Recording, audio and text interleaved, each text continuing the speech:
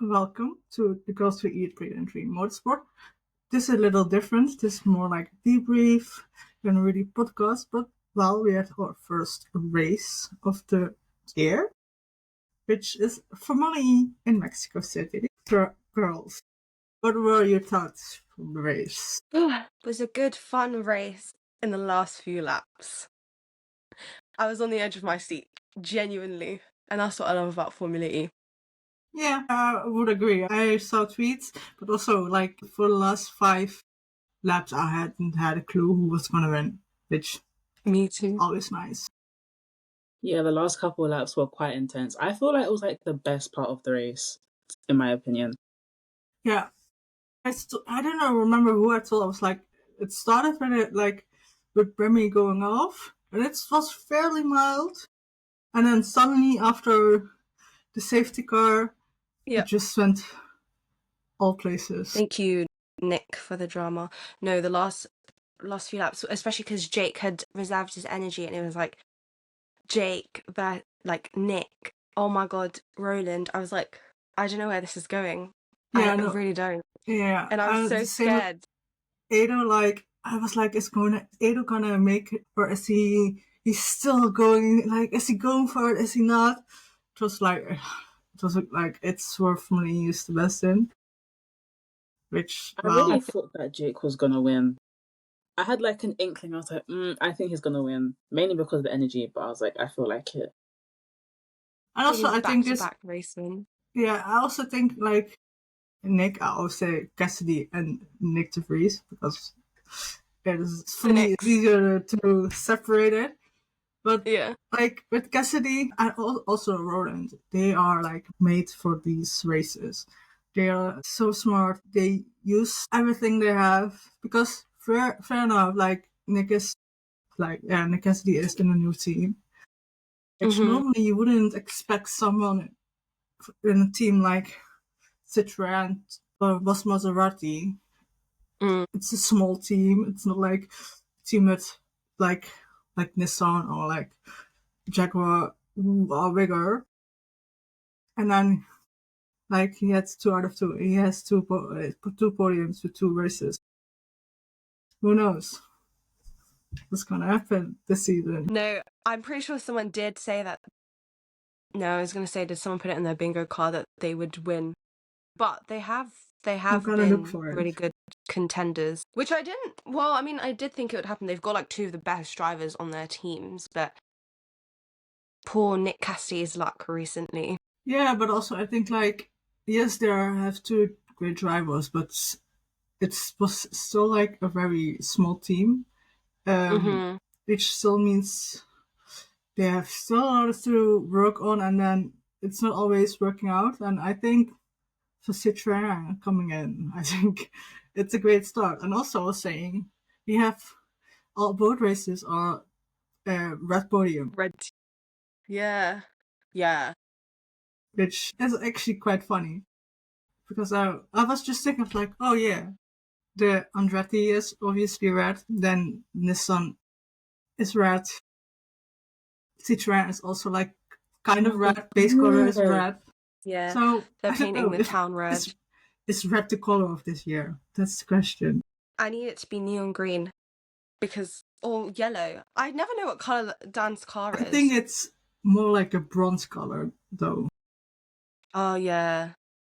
Yeah. I used to think it was black, and then I saw it in Valencia and I was like, yeah, that's not black. No. I thought the car was black. No, it's not. No, it's like a brown It's bronze. like a bronze color. Yeah. And it's yeah. I feel so bad for Dan Ticktum. Same. 2 DNFs when he had such a good end to last season. So much potential. 2 DNFs. I would cry. I would do what he did. I would crash out. I mean, literally. Like, I also think, like, it's just bad luck of starting in the middle. Yeah. Yeah. Because I was thinking on Monday, I was like, I think the best places to start is from the front and from the back. Because from the front, you can decide, and from the back, you can just look what the rest is doing. Like his teammate. Yeah. Who got points. Pepe was like. I'm so happy I for mean, him. he had a bit of luck, but you always have to have a little bit of luck. But he still managed to go from the back. Yeah, the safety car helped him.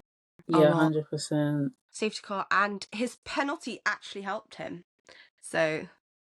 Yeah, but I was saying, like, he had stuff in the back, and then he had a problem with his I don't know, remember, his engine or something in the car. Then he got another penalty on that, so he couldn't convert that and like on the grid because he was already in the back. Last. And he had like a 10-second stop and go, which also meant like he was behind because, well, you have to come in, serve the penalty, go out. They did the penalty at such a good time, though. But you still have like a distance to make up to. I think you should buy Nick de Vries a beer. Yes. He better send Nick de Vries flowers. Thank you so much for the safety car. Yeah, because Nick's car was red. I don't know if you guys know what a red car means. For the watchers or listeners who don't know what a red car means, for me it means that the driver cannot get out of the car alone because there's an arrow in the car, electric, and then they have to sit there. This was why, I think, I don't remember who from commentary said something, why is he not stepping out? They were saying that they think that he wants to restart the race, and I was just like, no, the car was red. He can't get out. No, he couldn't get out, which we had that.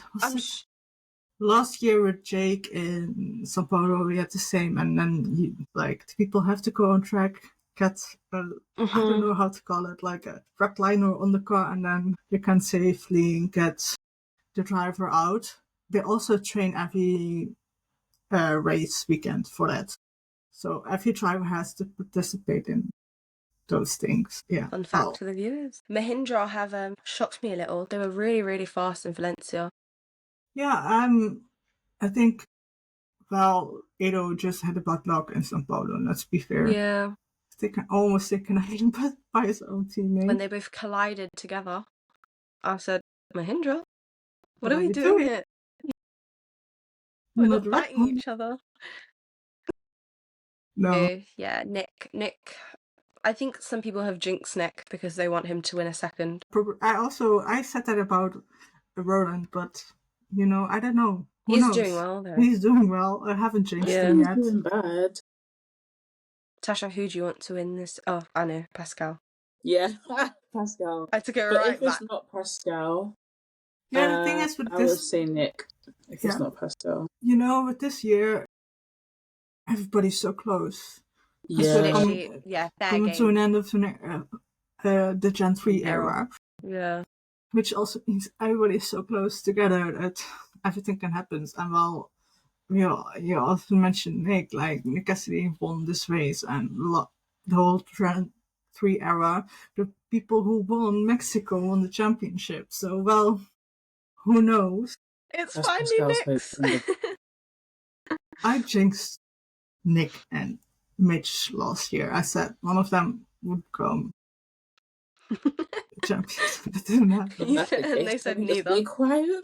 But that was the only thing I wasn't right on my predictions, which, well, that's not that bad. Whereas I was right about.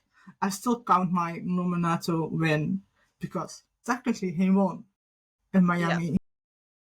He was first over the line. What happened after doesn't count.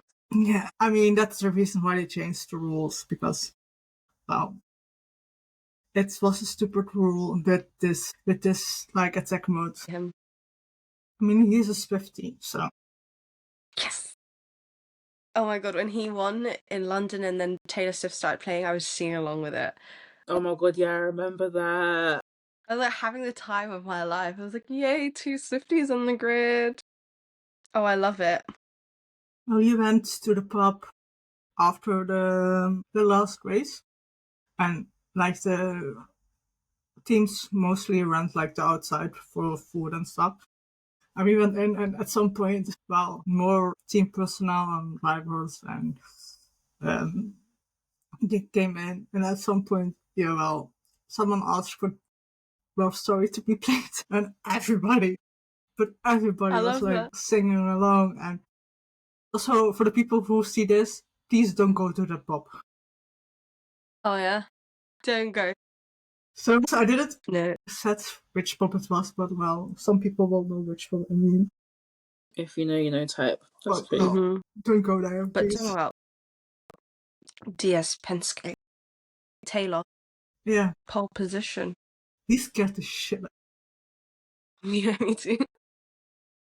I was like, he's so like, dude. He's so good at racing. He's so good at hard racing, and he's so good at just going for what he wants. He'll take his line. That scares me. It really scares me when there's someone next to him. Also, I cannot do another moment in this season where Dan and Taylor are neck and neck racing, because they were doing that in Mexico, and I said, I can't do it. I can't do it, especially after the Amazon Prime documentary. I also think it's like, it's not, I don't think Dan and Taylor have that much of a rivalry. Yeah, I don't think they have that much beef. I feel like it's just overhyped. I think it's more made of beef than something else. Yeah, I think it's just two Brits. Like, Dan was used to being like the British star. Brit, yeah. Also, and I also think like Taylor is young, got directly in a very good car. Like McLaren was not a bad car. Like how the Neo was. So I think that's also a thing. Like maybe jealous that Taylor got in a good car right away. Yeah, probably. But more than that, I don't think there is to that. No. I mean, I would, like, no reasons then, I would be jealous as well. Yeah. Like, you have worked your butt off to get on, like a fairly good car, and then, like, a 20-year-old or 21-year-old comes in and just... Like, literally through the same pathway he did as well, because obviously Taylor did F2, Dan did F2, went into Formula E. Yeah. The cars that they got are very different. The Cupra has, like, thank God. Thank God for the Porsche last season. engine in now. Thank God for the Porsche engine, genuinely has helped them so much. So then for him to see basically a mirror of himself come into Formula E and get such a good car, yeah, I'd be jealous too. And we know he can't. It's gonna sting a little bit. Like, damn, like that could have been me. Yeah, but I think that's the only thing I think there really is. More than that, I don't believe there's any like... Yeah, I think it's just easy to put them against Taylor is a hard racer, which, like, Dan has adapted more to Formula E, and Taylor is still the Formula 2 driver. That's also why people have the same feeling with Nick de Vries. He does the same. Yeah, you'll see them racing just like, oh, whereas like you can trust certain drivers to make like sensible decisions when they're going around. Well, about sensible decisions, I hope Dan sticks with Cupra and then they like make it up together. Yeah, become a good team together. Like, the thing is, with an extra Porsche team coming in, I don't know. I hope for him. What coming in? There is an extra team coming in next year. Porsche will have two teams. Oh yeah. So next year will be very, very interesting, because we will have 12 teams. Stellantis will have another team, and Porsche will have a second team. I will explain for the people who don't get it. Stellantis is like the manufacturer, the engine supplier, and Porsche. I mean, not only do they have like an engine, I mean they actually will get the second team on the grid, while Stellantis will just give an engine to the team. They're gonna have a baby team, like they're doing with DS this year, and well, Citroën. Just the rumors are that will be Opel, because that rumor was there last year as well. So who knows? We'll see. But I'm just thinking, who is Porsche going to put in the second team? Same. Should we make predictions? No. I say, dancing. Because, like, no, I think that I had that feeling when that Dan will get a seat with Porsche, but that second seat, who from there, like, they have so big pool of drivers. Yeah, but I think it's going to be like a reserve driver. I don't think they go straight to someone that's never driven a Formula E car. Yeah, I don't think they can afford to be honest. Like, I know the second team is a lot to do with their development, but I would think that they'd want to save a lot of time and get someone that's used to the car. Yeah. But then again, you see, like, Pepe Marti, he was barely introduced to the car until, like, Valencia, and he's doing well, so. Yeah, I think, the thing is, people are always complaining, like, with Formula E, like, oh, there's not much time to really give people time. I'm like, well, it's a fucking difficult car to drive if you're not used to it. Like, yeah, if you're coming from any single-seater series, it's the way opposite. You have to coast, you have to regen. You don't have to do that in a normal car. You don't have to do that in Formula 2 or 3 or anywhere else than Formula E. So it's getting used to that. That's why those rookie sessions and rookie tests are great. Can't wait for them to confirm the rookies. Well, I'm stressed because it's literally in a couple of weeks. Yeah. Because Miami has a free practice 0, which is the funniest name ever. Why is it called free practice 0? Because it's a free practice before the actual free practice. Yeah. Because it's not a really free practice because it's rookies, and free practice is only for full-time drivers. But why can't they just be like free practice and then have like free practice 1? Free practice 0 sounds a bit. I don't know, it just throws me off. Because the free practice 1 is for the normal drivers, so they just call it free practice 0. Yeah, they're just doing it before 1, 0. They want to give it a little edge. We'll give it to them. Yeah. It's definitely, I think Jamie Chadwick will be in the Jaguar, like she always is. 100%. Bianca will be in the Cupra. Yeah. Yeah, but wait, the thing is, I heard Pepe say, because he's still qualified as a rookie, he's going to do free practice. That's smart. Yeah, I heard about that. And he'll get time. So he has extra time. I think he needs time because, well, yeah, because he missed used to the car. Yeah, but I have like double morals in this. But well, wait, you have who what? will be in there? I think Kushmaini will be in the Mahindra. Yeah. Abby or Mini will be in the Nissan. Or both. I don't know if they're gonna do 2 cars or 1. Who do we have? Well, for the rest, I have no clue. What's her name? I forgot her name. The F1 Academy driver champion will be in Lola. I forgot her name. Marta. Well, she might be in the Lola. Yeah. Oh, Lola have actually Zane Maloney getting points in it. Yeah, in the first race. It was great for him. In Brazil. We used to pray for times like this. I was like, thank God. For him. I don't have points. No, but also for like Zane is a great driver. He's just in a not that great car. Yeah, it's just unfortunate. A lot of them are victims of being a good driver. Just saw someone saying Zane Maloney out driving Lucas. I wouldn't be surprised. Oh yeah, in the bingo card. Yeah. Right, Tasha, you put it there. I need him to get more points. I need him to beat Lucas. Last year was interesting. So if we can do better than last year, that would be great. Yeah. He already has been. He's doing better than last year anyway. He's got the points, so. Yeah, that's one thing. There you go. Let him get more points. Go Zane. And also I think, again, it's getting used to the car is informally just, you need a bit more time. And also, like I said, just change to a different era, like a different thing. The best thing is to just keep your lineup so as the same as possible. And then build on from there. If you're gonna change drivers, they should change next year, like the new season. After this, yeah. Because now you have, like, just put them in the Gen 3, or you still have that, and they are used to that, and then see what happens after that. No, but also back to the race, the collision between, I don't know who was all involved. I think it was Cassidy. Cassidy started it. Go away.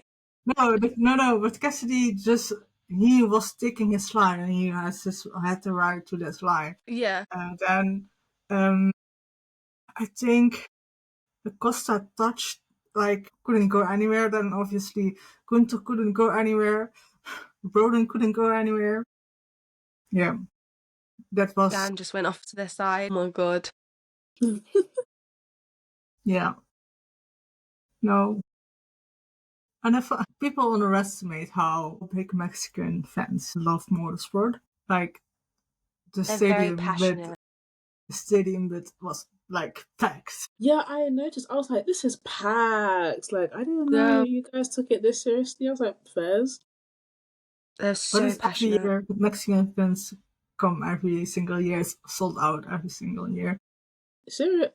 And I also I have never been in Mexico, so I don't know the layout of the paddock.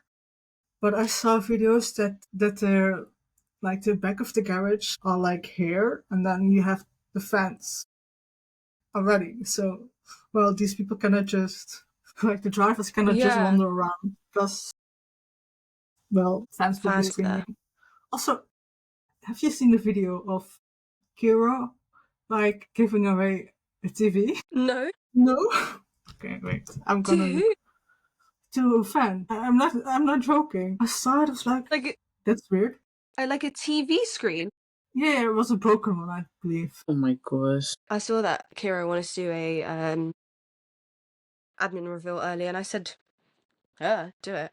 We know what she looks like, but there's no way. Yeah, and Papi signed it. I could obviously the black you wouldn't see, and then that was the I think a golden one. Yeah, because someone put 2 and 2 and was like, you're not going to see that. And then, was it broken or was it working? It was not working. I don't know if it was broken, but someone got a. Well, someone got a. Imagine having to sit in your grandstand seat with a TV screen. How do you? But I remember, do you remember the crash from Lucas in Berlin? And then they had the nose. They have to it was dirty because obviously they had to go with the fire extinguisher, the fire thingy.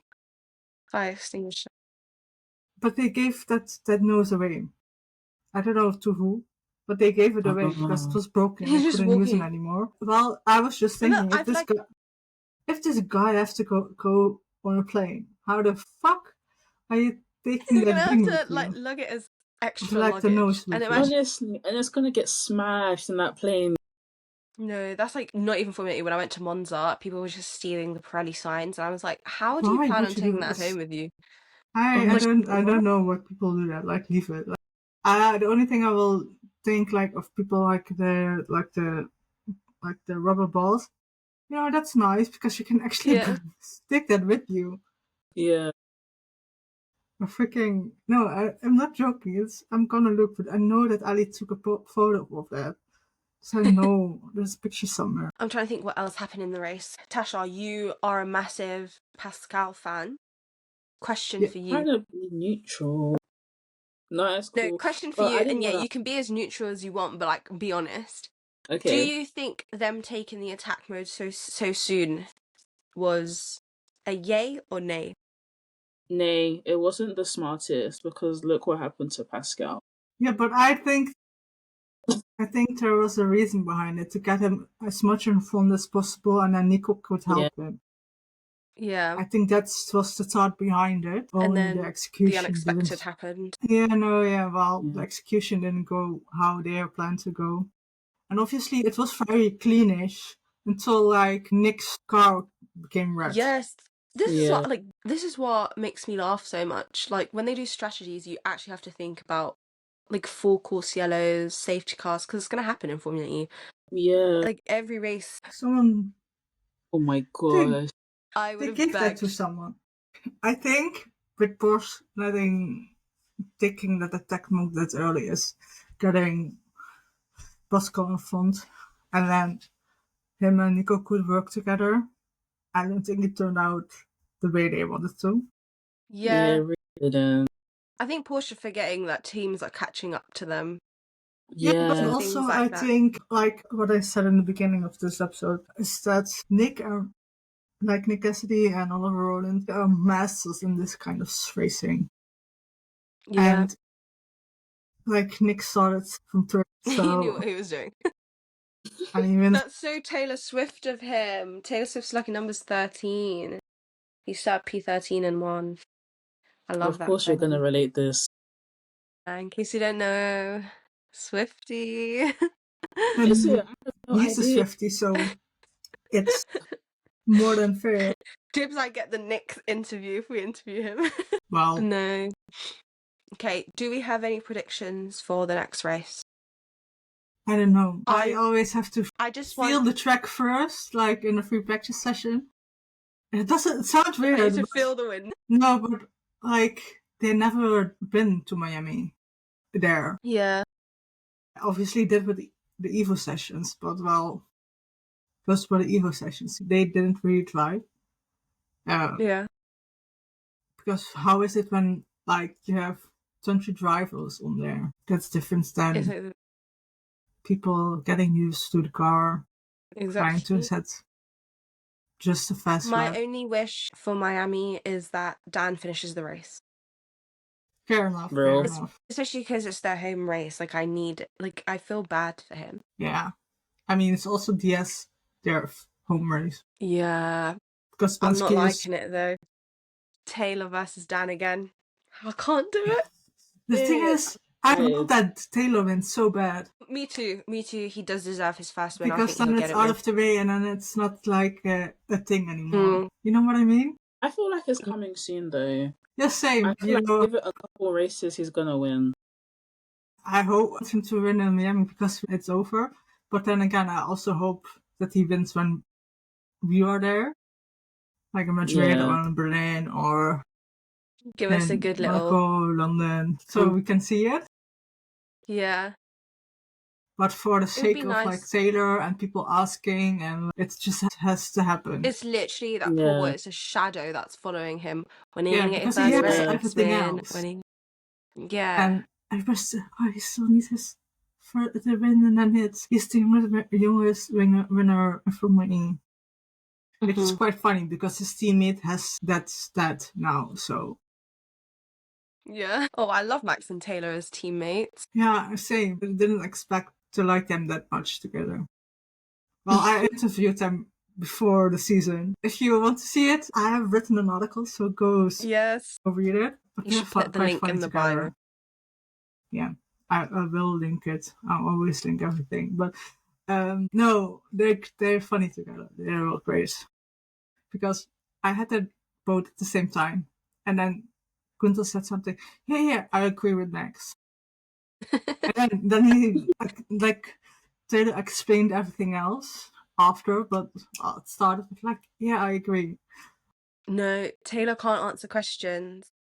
I saw he was doing... Gunther did the same thing. He was like, yeah, I agree with Taylor. I'm like, can I write an article about you guys agreeing with each other? They said they agreed with each other. Max, he said the same answer. These are the pictures. Taylor's he has been PR trained, that boy has. I know. It's so funny. Like, he went, like, if you look at interviews with him, like, a year ago to what he does now, like, when he was doing the track walks in, I think it was Brazil, and he was answering questions, he uses longer sentences now. Before, it was, yeah, I'm really excited. Full stop.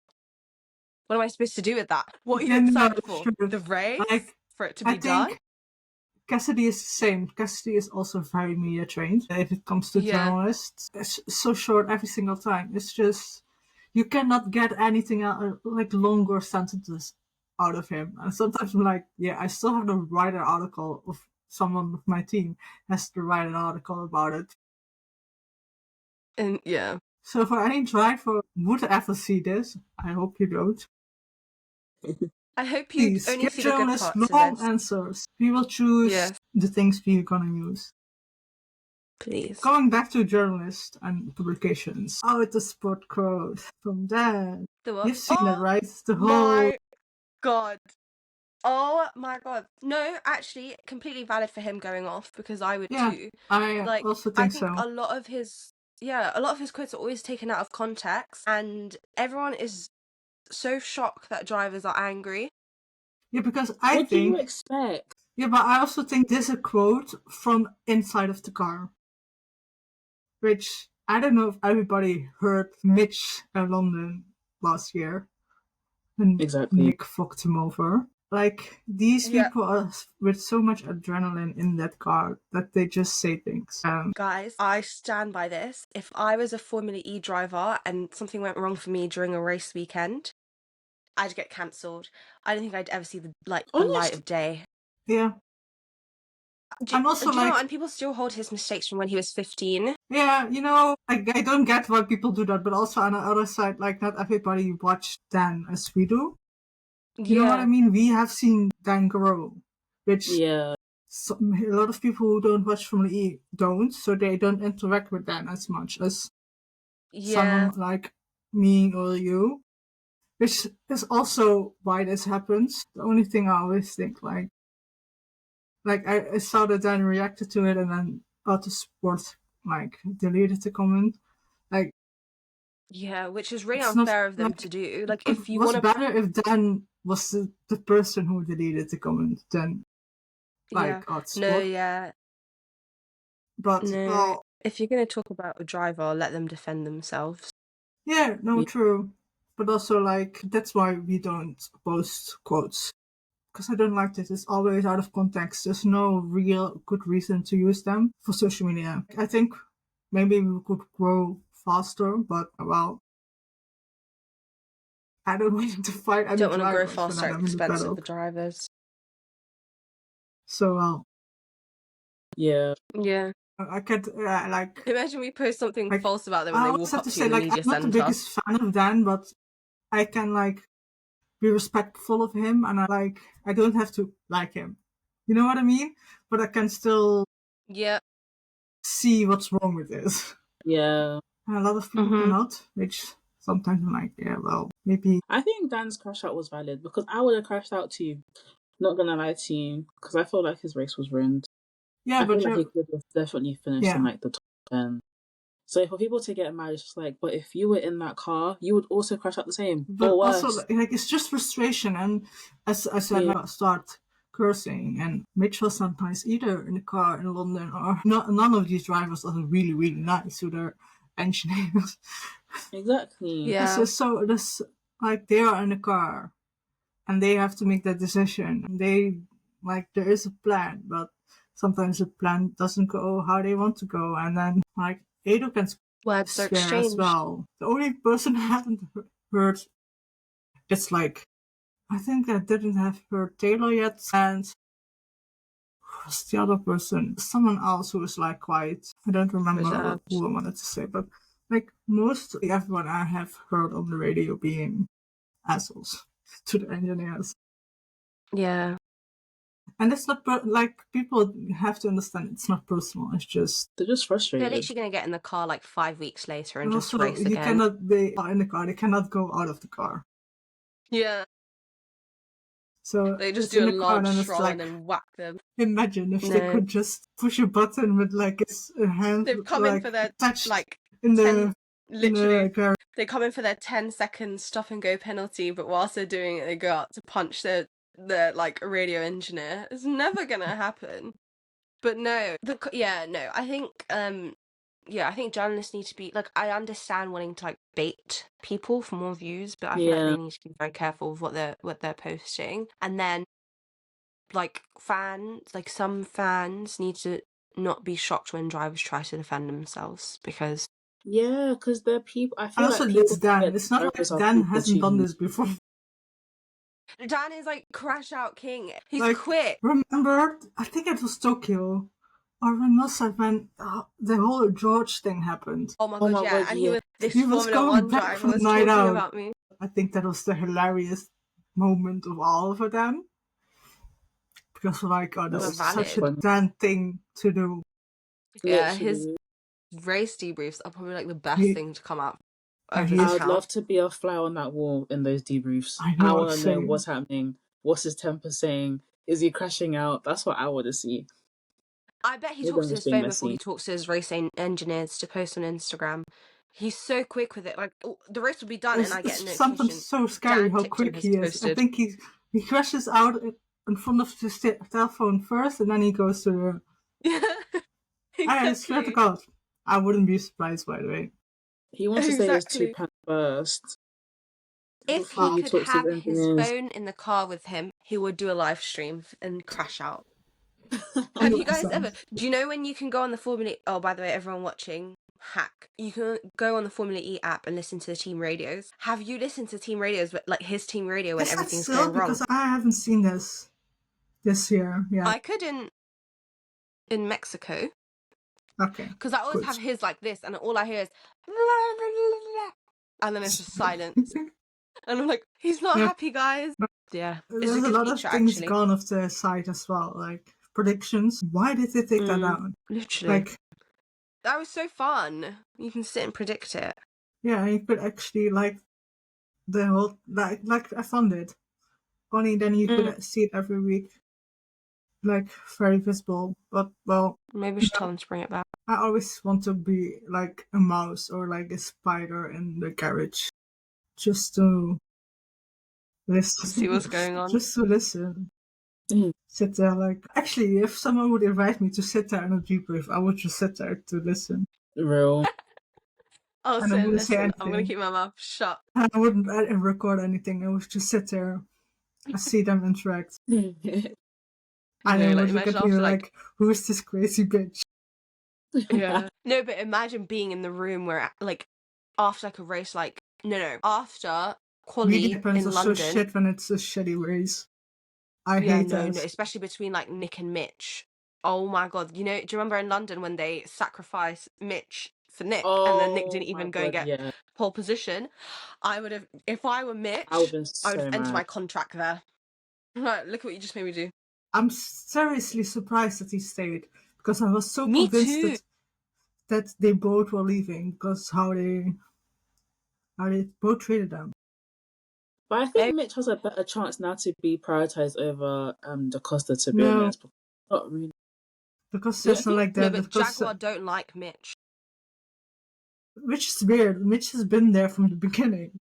Yeah, like he has given them so much. Jaguar don't. And then Da Costa, who's like eager for a title as well, they're going to see him perform well and then just be like, team because orders. The thing is, like, they almost ruined Nick and Mitch as friends. I want to thank everybody for listening or watching, depending if you watch from YouTube or from Spotify. And we're planning, at least I'm planning to do this every single race weekend. We have a lot more content out. And if you haven't seen the race, that you know our opinion. And as said, everything will be in the description. And we see you next time. Bye-bye.